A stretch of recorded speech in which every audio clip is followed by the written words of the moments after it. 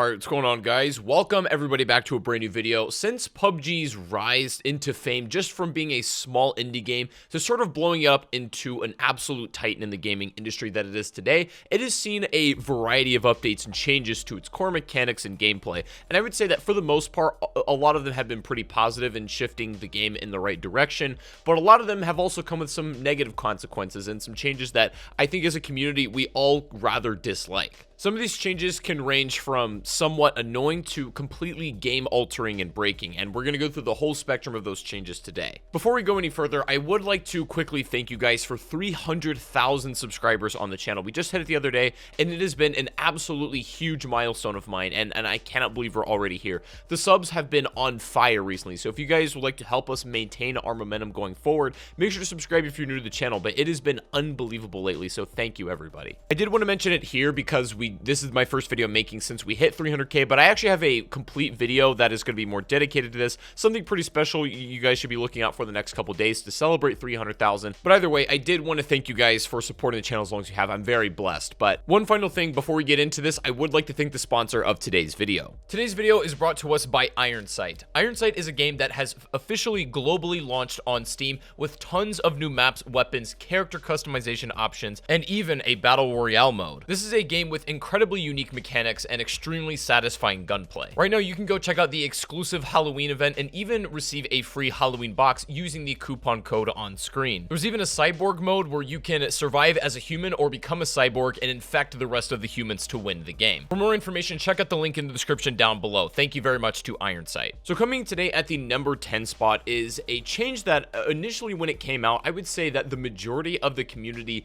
disliked, and I'm not really sure if it was the right move or not, but the change making the UMP9 into the UMP45 and subsequently taking the Vector's ammo and making it 9mm instead of its original 45 completely fundamentally shift how these weapons were played. In the earlier days of PUBG, the UMP9 was actually a really nice cross between like SMG close quarters combat gameplay and an AR, right? It bridged the gap between those two classes very nicely, but the UMP45 just doesn't really get the job done anymore. The bullets travel unbelievably slow, and it's just not really as memorable as it used to be. The Vector is still really good, and I think changing its ammo type didn't have as much of a dramatic effect on it, but the UMP is just so different from what its original concept that I think a lot of people were against this change for that reason. Coming in at number 9, our next change that was made was really more of an annoyance than anything, and I would also chalk it down to personal preference, but this happened pretty recently, adjusting the sounds of the M416,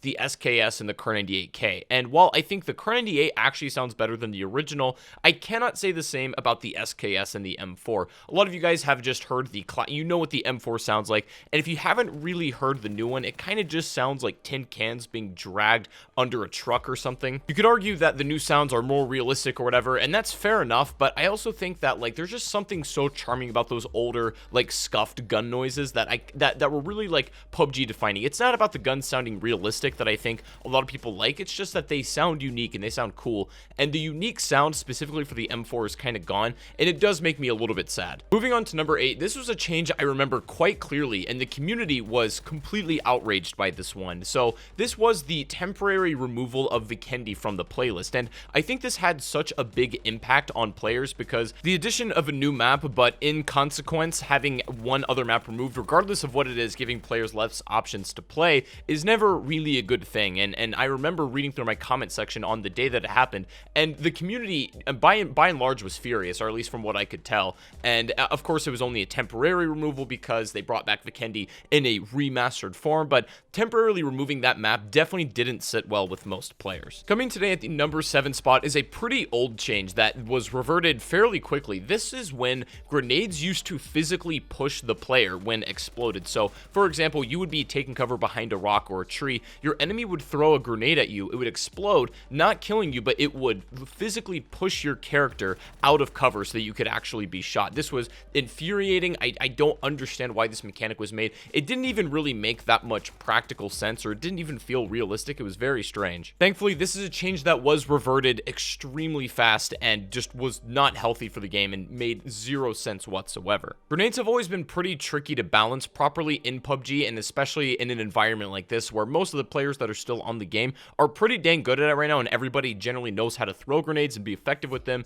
so making balancing that much more difficult. But yeah, that change was just, it was not it. Coming today at the number 6 spot was another really weird adjustment. This was probably the shortest patch in PUBG's history, being reverted literally within hours. This was the change to the blue zone to make it like the esports rules. The idea was fairly simple, and I would say that as a concept should have worked. The blue zone was supposed to do more damage but physically move in slower, meaning it's only the catalyst that gets players together, but it's not really the primary force that's eliminating players in your game. And for some reason, the community outcry of this was so unbelievably negative that they literally reverted this in I think like 8 hours. That patch was not around for very long at all, and probably if you weren't playing during that time, have no idea that this was a thing. Of course, there have been many iterations and adjustments to the blue zone, how it works and its functionality, but none have been as impactful as this one and caused the most outcry.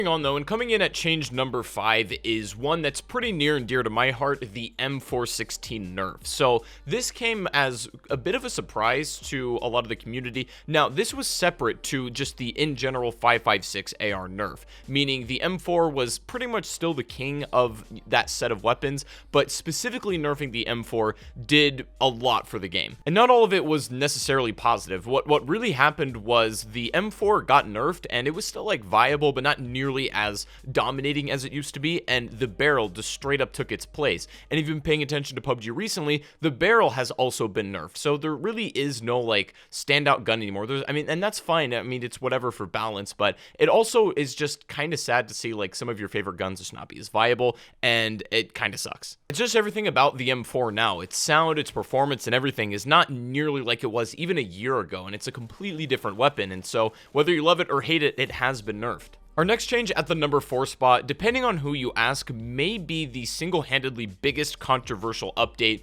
or feature in PUBG. And this change was the addition of ranked mode and subsequently the addition of bots into public matches. And this was something that I advocated for around 2 years ago, specifically bots, that is, when the general player base was, everyone who's left on it was getting so good that it was shutting out new players. And this is a super complicated issue, and I felt as if bots were a potential solution. I would say that they had a both positive and negative effect on the game. I think ranked mode was really where it all started to go wrong, because it just basically became the place you go to play without bots, and not necessarily to play for rank or esports, right? Most PUBG players don't really care about playing for esport rules and rank and stuff like that. I feel like a lot of people would be cool with having a reconsolidated normal game mode where, you know, there's no ranked, but everybody just sort of plays together as 100 players like it used to be. And I still think that there is room in the game for bots for specific purposes and circumstances, but the way it was described to me, I advocated for an offline training mode where you can only play with bots just to learn the game and stuff. But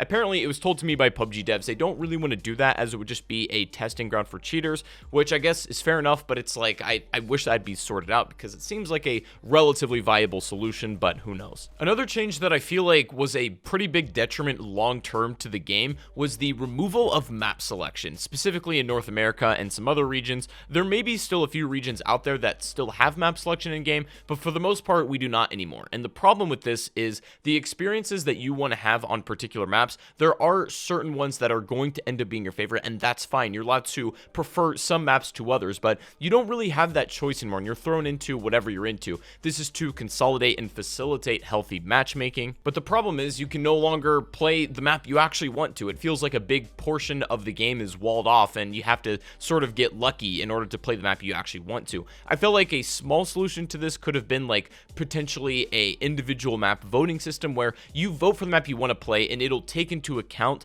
all of the other 100 players in your game and see what they vote as well. The winner of that voted, map selection would be the one you play.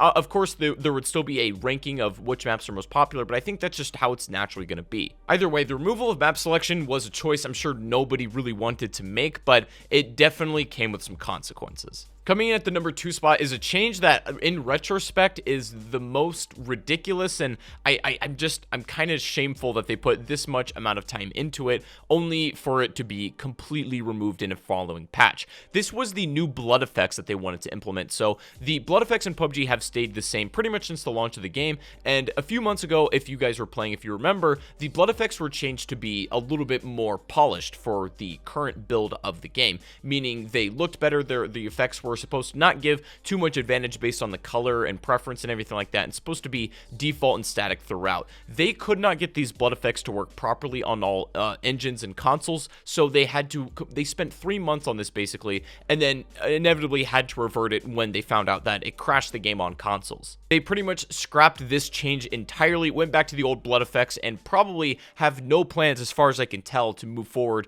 with these brand new blood effects, which is just like, it's wild. But finally, coming in at change number 1 that I think a lot of people didn't like was PUBG Labs, and not necessarily the concept of labs, but I think the execution and the somewhat dishonest use of PUBG Labs, because basically this was introduced as a way where they projected it for more silly game modes and, you know, different weapons and equipment and stuff that may or may not make it to BR. Like, for example, the glider was tested in there. They did a little bit of stuff like that, but ultimately PUBG Labs, from what they admitted, was only used to really test ranked and nothing more. They've tried to bring it back recently, introducing a new war mode, which was not really new, and we talked about that. It ended up being one of the biggest disasters of a game mode I think I've ever seen, but I still think the concept of PUBG Labs is sound. They just, I don't know, it felt a little bit underhanded the first time they brought it around and never really brought it back for anything else cool. I think PUBG Labs is great, and it really excels when they stick to what its conception was, having like really quirky and weird game modes and or like new equipment and vehicles and stuff, but they just haven't really done that recently, and it's just kind of felt a bit stale. So I don't know, hopefully they bring that back soon. But those are the top 10 changes that I think a lot of the community hated, and myself hated for the most part, in PUBG. Let me know what you guys think. If there's any other changes that you guys hated that you think I missed, let me know down below in the comment section, as there's probably plenty more that I didn't include in this video. So let me know what you think. Also, if you guys have not already used my creator code on PUBG, you can log into your account, links in the description below, take you right to this page. You can select my name for the creator appreciation program, and it helps out a lot. If you do end up using it, please let me know down below so that I can personally thank you. But either way, be sure to leave a thumbs up if you guys enjoyed the video, subscribe if you're new to the channel, and make sure to go follow me on Twitch, which is also linked below. I stream almost every day, sometimes PUBG, but not always. Anyways, I'll see you guys over there. Thank you everybody for watching. I gotta go, and peace out.